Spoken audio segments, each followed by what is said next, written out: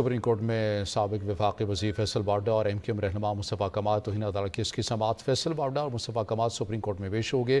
फ़ारूक नसीम ने मुस्तफ़ा कमाल का माफ़ीनामा पढ़कर सुनाया। मज़ीद तफसीलात लेंगे सैरिश खान से। सैरिश बताइएगा।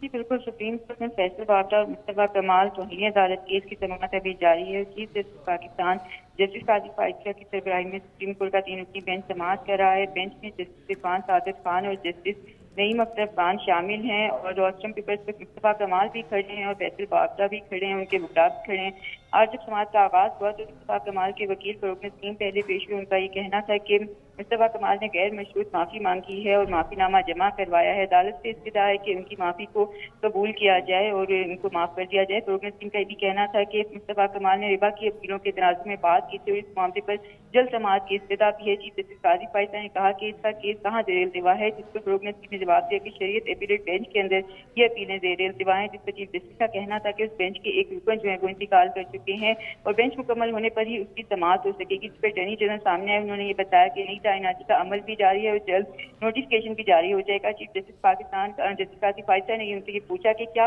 मुस्तफ़ा कमाल फैसल बावड़ा से मुतासिर हुए थे या प्रेस कॉन्फ्रेंस महज एक इत्तेफाक था, जिस पर फ़ारूक नसीम जो कि मुस्तफ़ा कमाल के वकील हैं, उन्होंने ये जवाब दिया कि प्रेस कॉन्फ्रेंस महज इत्तेफाक था। जिस पर चीफ जस्टिस ने ये सवाल किया कि क्या आपकी नज़र में ये प्रेस कॉन्फ्रेंस जो मुस्तफ़ा कमाल ने की वो तौहीन आमेज थी, जिसमें फ़ारूक नसीम का जवाब था कि मेरी ज़ाती राय में प्रेस कॉन्फ्रेंस तौहीन आमेज नहीं थी। जिस पर चीफ जस्टिस ने कहा कि अगर तौहीन आमेज ही नहीं थी आपकी नज़र में तो फिर आप माफ़ी किस बात की मांग रहे हैं। उनका ये भी कहना था कि हम पार्लियामेंट का बहुत एहतराम करते हैं, अरकान असम्बली के हवाले से हमने कभी गुफ्तगू नहीं की और पार्लियामान एक आईनी इदारा है, कौम आज पार्लियामान और का एहतराम चाहती है। उनका ये भी कहना था कि अरकान असम्बली पर इदारों का एहतराम ज्यादा लाजिम होता है और जहाँ गलती हो वहाँ उसकी निशानदेही जरूर करें। फ़ारूक नसीम का ये कहना था कि मुस्तफ़ा कमाल एक तो जुमले तौहीन आमेज समझते हैं, इसलिए माफी मांग रहे हैं। चीफ जस्टिस पाकिस्तान के कहना था कि कत्ल के वुस्ता से समझौता भी एतराफ़ जुर्म के बाद ही होता है। चीफ जस्टिस के बाद अटॉर्नी जनरल से ये पूछा कि अगर कोई पार्लियामेंट में जजेस के कंडक्ट पर बात करे तो उसके नताइज क्या होंगे, जिस पर अटॉर्नी जनरल का जवाब था कि पार्लियामेंट में भी जजेस के कंडक्ट पर बात नहीं हो सकती, पार्लियामान की कार्रवाई को हाजिर इस्तेहकाक हतमी नहीं है। उनका ये भी कहना था कि पार्लियामेंट में जजेस के कंडक्ट पर बात करने के खिलाफ भी